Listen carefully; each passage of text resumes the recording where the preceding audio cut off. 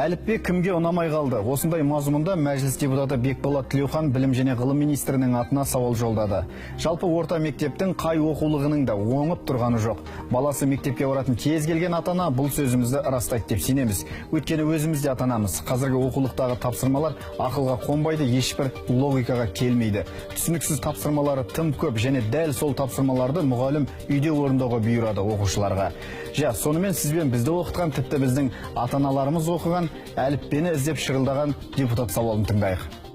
Биылғы жаңа оқу жылында мектеп табалдырығын аттаған 380 мың оқушы әліппемен емес сауат ашу оқулығымен аттады.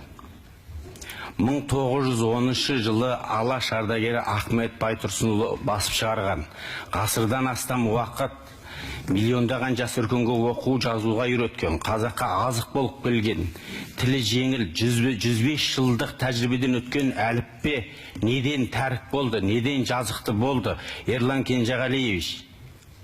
Ал оның орнын басқан сауат ашу дейтін бар кітап, мынау жай аттаймын кітап. Сауат ашу ол орысша айтқанда ликвидация безграмотности деген сөз, аудармасы. Ол жас өркен сәбиге емес, буыны қатқан адамға арналған сөз, сондай реңктегі сөз.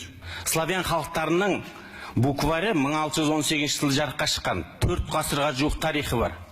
Заманға сай өзгертіліп отырады, толықтырылып отырады. Оның өзін кемінде 5 жыл тәжірибеден апробациядан өткізбей, кіргізбейді.